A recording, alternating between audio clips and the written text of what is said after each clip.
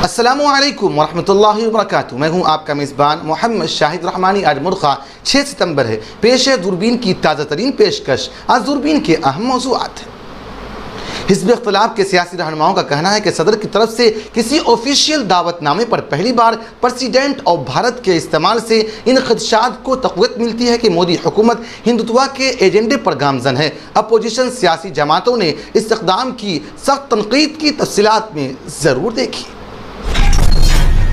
महाराष्ट्र में मराठा मज़ाहिरीन ने अपने मुतालबात पर बजीद हैं। उनका भूख हड़ताल जारी है और शिंदे हुकूमत को रिजर्वेशन पर फैसला लेने का अल्टीमेटम दिया है। तफसीलात में देखिए पूरा मामला। कांग्रेस पार्टी ने हुकूमत की जानिब से पार्लियामान की खुसूसी इजलास तलब किए जाने पर सख्त रद्द अमल का इजहार करते हुए कहा है कि वो पार्लियामान में मोदी चालीसा के लिए नहीं बैठेंगे बल्कि इजलास के एजेंडे का मुतालबा करेंगे। इसरो ने चंद्रयान मिशन पर क्विज मुकाबले का ऐलान किया है। सभी भारतीय शहरी इस क्विज में हिस्सा ले सकते हैं। मुकाबले में अव्वल पोजीशन हासिल करने वालों को 1 लाख रुपए नकद रकम दी जाएगी। इसरो का कहना है कि चांद के अजूबों की दरियाफ्त और साइंसी तहकीक के तई मोहब्बत जाहिर करने का ये बेहतरीन मौका है। सनातन मजहब पर घुमासान के दरमियान 262 हस्तियों ने चीफ जस्टिस ऑफ इंडिया को मकतूब तहरीर करके उधे निधि पर कार्रवाई का मुतालबा किया है। गुज़िश्ता दिनों उन्होंने सनातन धर्म पर मुतनाज़ा तबसरा किया था। उत्तर प्रदेश में कानपुर देहात के मशहूर बिकरो गैंगस्टर मामले में अदालत ने 30 में से 23 मुलजिमीन को कसूरवार करार दिया। उन्हें 10-10 वर्ष कैद की सजा सुनाने के साथ साथ सभी पर 50,000 रुपये का जुर्माना भी आयद किया गया। दीगर 7 मुलजिमीन के खिलाफ कोई पुख्ता सबूत नहीं मिला जिसका उन्हें फ़ायदा हुआ और उन्हें बरी कर दिया गया। सुप्रीम कोर्ट ने आर्टिकल 370 की मनसूखी को चैलेंज करने वाली दरखास्तों पर तवील समाअत के बाद अपना फैसला महफूज कर लिया, जिसके तहत साबिका रियासत जम्मू कश्मीर को खुसूसी दर्जा हासिल था। जुनूब मशरक़ी एशियाई रहनुमाओं ने मंगल के रोज़ इंडोनेशिया में मुलाकात के दौरान म्यांमार के बहरान और बहरे जनूबी चीन में चीन की बढ़ती हुई जारहियत पर इख्तिलाफ राय को दूर करने के लिए तबादला ख्याल किया। जर्मनी में सबसे बड़ा मंदिर इफ्तिताह के लिए तैयार है। मुंतज़िमीन को उम्मीद है कि वो नवंबर में 6 रोज़ा इफ्तिताही तकरीब के दौरान यहाँ इबादत का आगाज़ करेंगे। टीम इंडिया ने क्रिकेट आलमी कप 2023 के लिए 15 रुकनी टीम का ऐलान कर दिया है। सूर्य कुमार यादव और के राहुल को मौका मिला है। रोहित शर्मा टीम इंडिया की क़यादत करेंगे। तफसीलात में ज़रूर देखिए। आप हमें YouTube पर देखने के अलावा हमारे तमाम सोशल मीडिया पेजेस पर भी फॉलो कर सकते हैं। आप फ़िक्र नज़र उर्दू का प्रोग्राम दूरबीन देख रहे हैं। हिंदू कौम परस्त जमात भारतीय जनता पार्टी और RSS एक अरसे से तमाम सरकारी सफारती कानूनी और दीगर इस्तेमाल में इंडिया का नाम हटाकर भारत इस्तेमाल करने की मुहिम चला रही है। RSS के सरबराह मोहन भागवत ने गुज़िश्ता हफ्ते कहा था कि इंडिया की जगह भारत का इस्तेमाल किया जाना चाहिए। गुज़िश्ता रोज़ भारतीय सदर द्रौपदी मुर्मू ने G20 सरबराही कॉन्फ्रेंस के दौरान सरबराहान ममलिकत और दीगर मेहमानों को राष्ट्रपति भवन में 9 दिसंबर को दिए जाने वाले एशियाई की दावतनामे में अपने ओहदे के साथ रिपब्लिक ऑफ इंडिया की जगह president of the Republic of Bharat का इस्तेमाल किया है। सदर द्रौपदी मुर्मू की जानिब से भारत लफ्ज़ के इस्तेमाल को हिंदुत्व के अलमबरदार तंजीम RSS के सरबराह मोहन भागवत की अपील से मुंसलिक करके देखा जा रहा है। गुज़िश्ता हफ्ते मशरक़ी रियासत आसाम में एक अवामी तकरीब से खिताब करते हुए RSS के सरबराह मोहन भागवत ने कहा था कि सदियों से हमारा मुल्क का नाम भारत है, इंडिया नहीं। उन्होंने कहा था कि हमारे मुल्क का नाम भारत है, इसलिए दुनिया में हम खा कहीं भी चले जाएं, मुल्क का नाम कहने सुनने और लिखने में हर जगह भारत ही रहना चाहिए। उन्होंने मज़ीद कहा था कि अगर कोई उसको नहीं समझ पाता है तो आप उसकी फ़िक्र बिल्कुल नहीं करेंगे। अगर सामने वाले को समझने की ज़रूरत होगी तो वो खुद ही समझ लेगा।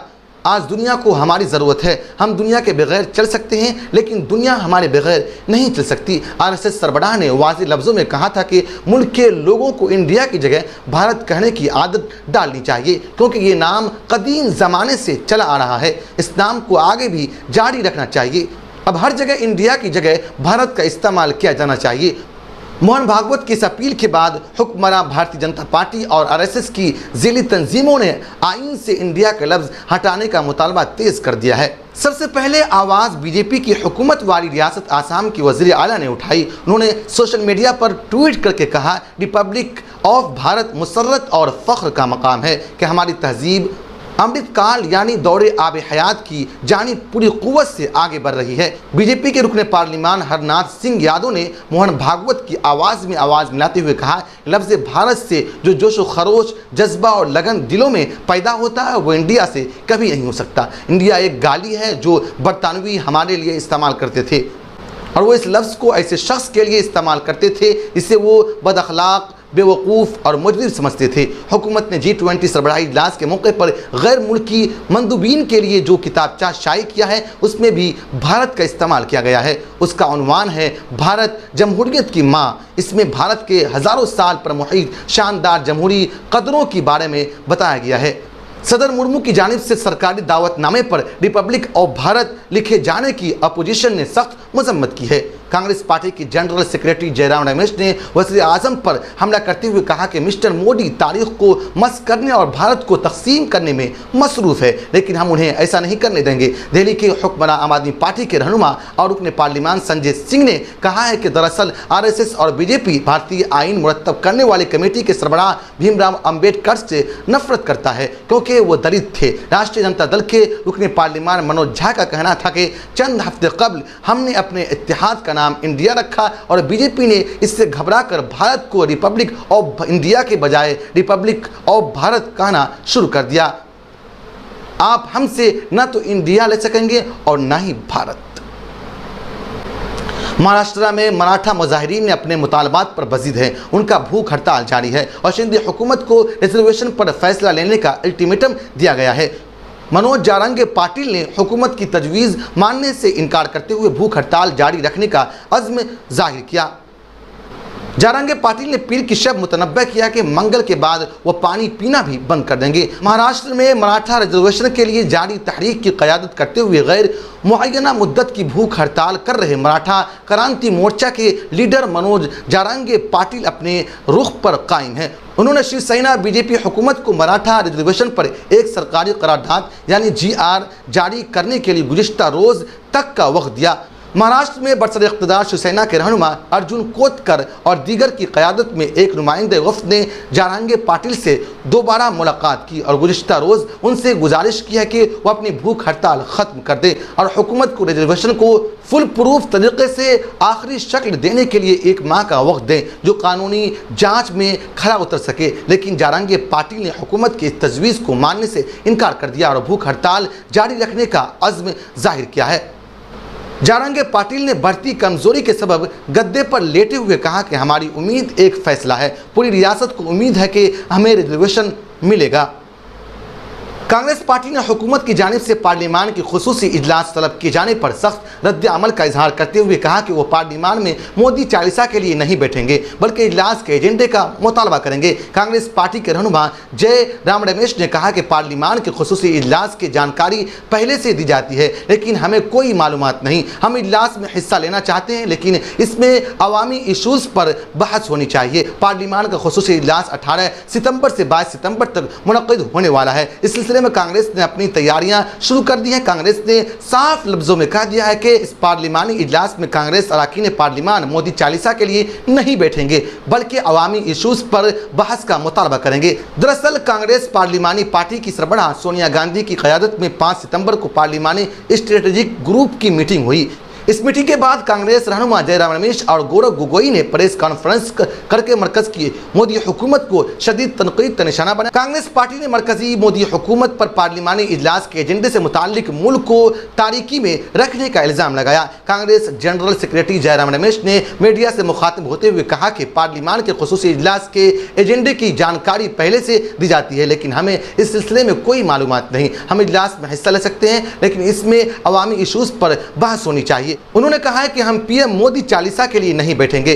क्या हम वज़ीर आज़म की तारीफ़ और तौसीफ़ करने और वाहवाही के लिए नहीं हैं। हम हुकूमत से मुतालबा करेंगे कि पार्लिमान के एजेंडे की जानकारी दी जाए जैसा 5 अगस्त 2019 को हुआ यानी आर्टिकल 370 को हटाने का फैसला ऐसा न हो जाए। जयराम रमेश का कहना है कि इजलास के मौज़ूआत से मुताल्लिक हमारे पास कुछ भी जानकारी नहीं है। पार्लियामेंट्री बुलेटिन में जो कुछ छपा है वो भी देखने के लायक है। इसमें छपा है 18 तारीख गवर्नमेंट बिजनेस, 19 तारीख गवर्नमेंट बिजनेस, 20 तारीख गवर्नमेंट बिजनेस, 21 तारीख गवर्नमेंट बिजनेस, 22 तारीख गवर्नमेंट बिजनेस। ये क्या एक तरफा तोप चलाई जा रही है? हमें एजेंडे के बारे में कुछ भी जानकारी नहीं है, कोई सलाह मशवरा नहीं है, कोई बातचीत नहीं है, कोई तबादला ख्याल नहीं है।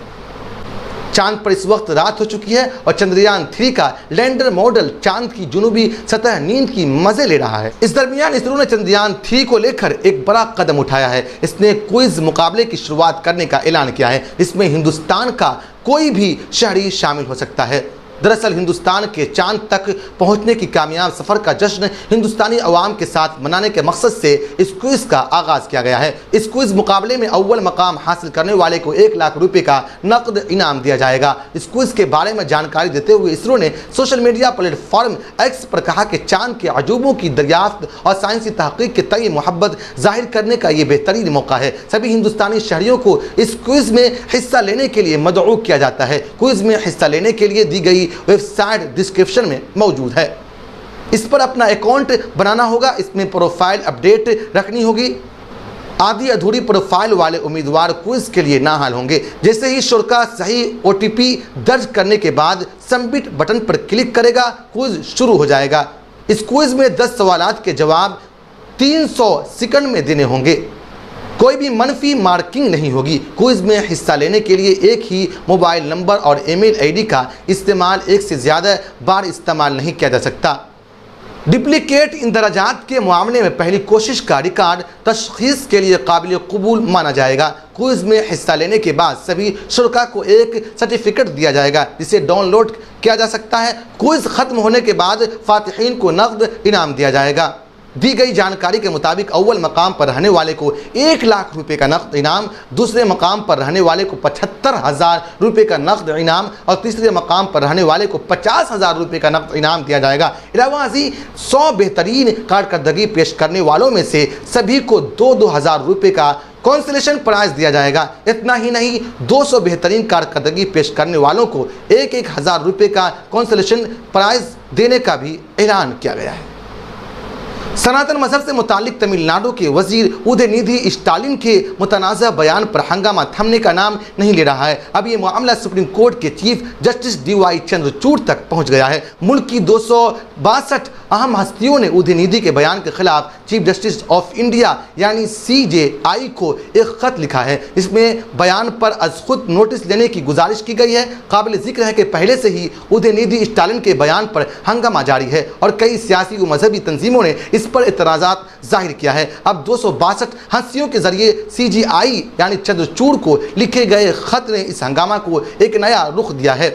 जिन बड़ी हस्तियों ने चीफ जस्टिस ऑफ इंडिया को खत लिखा है उनमें कई साबिक जज, साबिक अफसरान और दीगर अहम शख्सियात शामिल हैं। खत में कहा गया है कि तमिलनाडु हुकूमत में वजीर उदयनिधि स्टालिन ने हाल ही में जो बयान दिया है वह फिक्र अंगेज है। खत में लिखा गया है कि रियासती हुकूमत ने इस मामले में कार्रवाई करने से इनकार कर दिया। वो कहते हैं ऐसे में हम जस्टिस से गुजारिश करते हैं कि आप इस मामले में अज खुद नोटिस लें और इस तरह के इश्तियाल अंगेज बयान पर कार्रवाई करें। खत लिखने वालों में मुल्क के अलग अलग हाई कोर्ट के कई सबकदोश जज, साबिक IAS, IFS शामिल है। वाज़ेह रहे कि तमिलनाडु के वज़ीर आला MK स्टालिन के बेटे उदयनिधि स्टालिन ने अपने एक बयान में सनातन मजहब पर बात की थी। उन्होंने उसे एक बीमारी करार दिया और उसका मुवाजना कोरोना, डेंगू, मलेरिया से किया था। इतना ही नहीं, उदयनिधि ने कहा था कि कुछ चीज़ें ऐसी होती हैं जिनमें इस्लाह मुमकिन नहीं होता, उन्हें ख़त्म ही कर देना चाहिए और सनातन उनमें से ही एक है। उत्तर प्रदेश में कानपुर देहात के मशहूर बिकरो के गैंगस्टर मामले में अदालत ने 30 में से 23 मुलजिमीन को कसूरवार करार दिया। उन्हें 10-10 साल कैद की सज़ा सुनाने के साथ सभी पर 50,000 रुपये का जुर्माना भी आयद किया गया है। दीगर 7 मुलजिमीन के खिलाफ कोई पुख्ता सबूत नहीं मिला, उन्हें बरी कर दिया गया। गुज़िश्ता रोज़ एडिशनल जिला एंड सेशन कोर्ट पंजुब में इस मामले की समाअत हो रही थी तो अदालत के बाहर सिक्योरिटी का सख्त इंतज़ाम नज़र आया। पहले तो अदालत ने 30 में से 23 मुलजिमीन को कसूरवार करार दिया और दीगर 7 को बरी कर दिया और फिर कुछ देर बाद कसूरवारों के खिलाफ सजा का भी ऐलान कर दिया गया। ये मामला 2 जुलाई 2020 का था, जब चूबेपुर इलाके के बिकरो गांव में पुलिस टीम छापे मारने के लिए पहुंची थी, जिस पर विकास दुबे गंगी ने फायरिंग कर दी थी।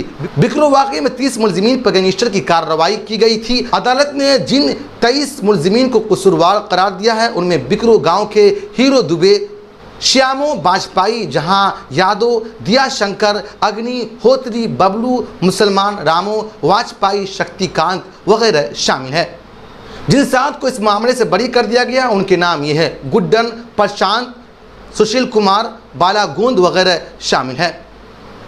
सुप्रीम कोर्ट ने आर्टिकल 370 की मनसूखी को चैलेंज करने वाली दरखास्तों पर तवील समाअत के बाद गुज़िश्ता रोज़ अपना फैसला महफूज कर लिया, जिसके तहत साबिका रियासत जम्मू कश्मीर को खुसूसी दर्जा हासिल था। Chief justice of India DY Chandrachud की सरबराही में जस्टिस SK कोल, संजू खन्ना, BR गवाई और सूर्यकांत पर मुश्तमिल 5 रुकनी बेंच ने 16 दिनों तक इस मामले में अर्जियों की समाअत की। इस मामले में सीनियर वकीलों ने समाअत में हिस्सा लिया और अपने अपने दलाइल पेश किए, जिनमें काबिल जिक्र कपिल सिब्बल, राजीव धवन, गोपाल सुब्रमण्यम स्वामी, दिनेश ड्यू, मुजफ्फर शाह, गोपाल शंकर शामिल है।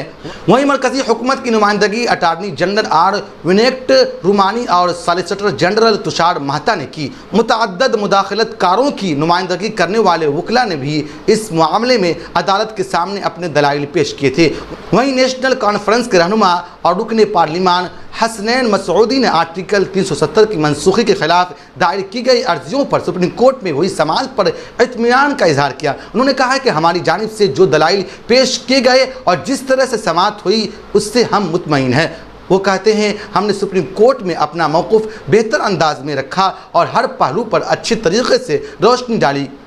आखिर में उन्होंने कहा है कि जो भी सुप्रीम कोर्ट का फैसला होगा इस पर अमल किया जाएगा।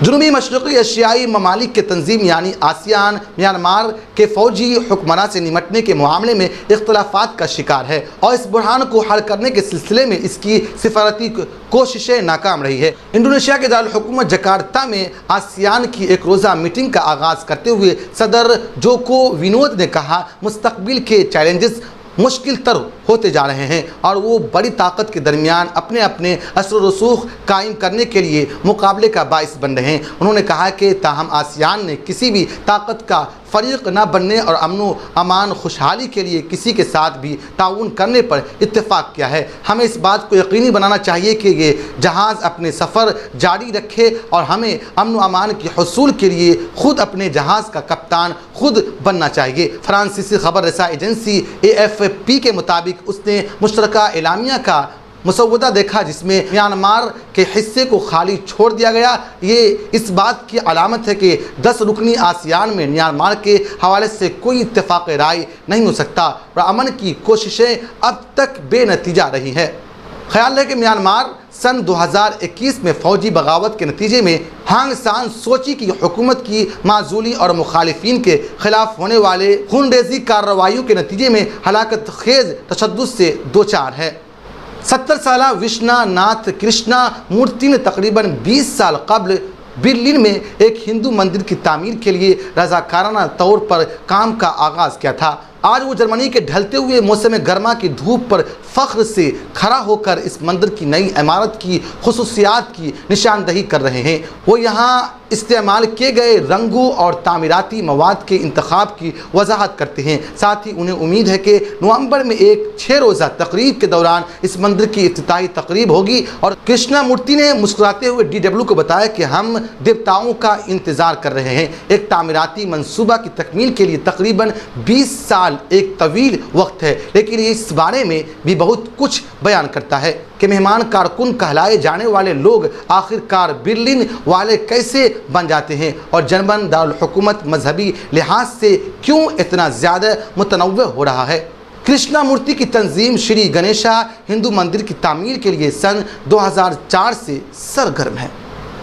क्रिकेट के महामुकाबले यानी आलमी कप 2023 का आगाज़ ठीक 1 माह बाद यानी 5 अक्टूबर से भारत में होगा।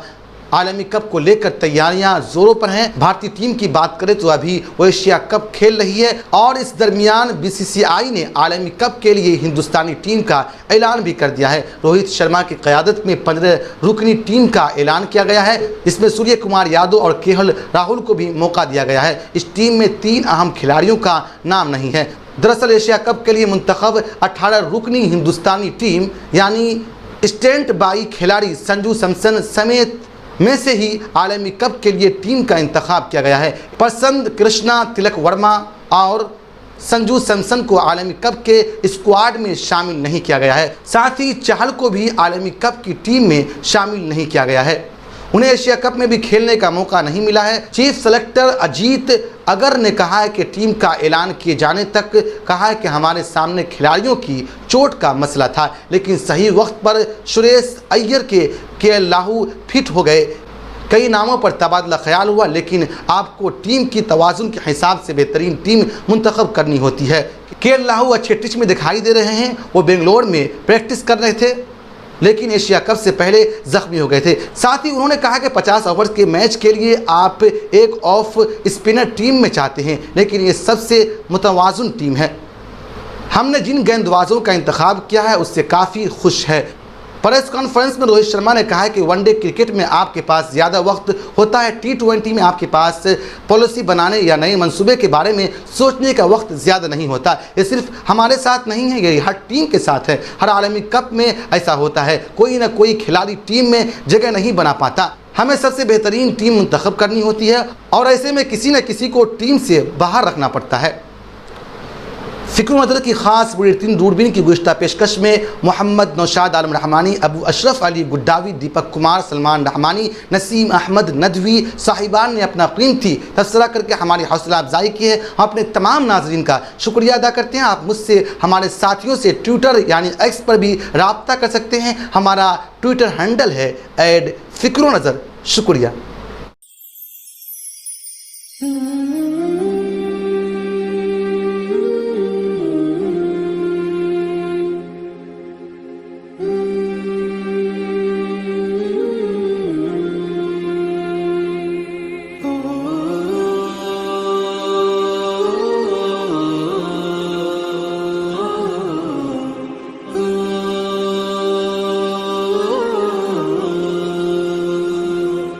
Oh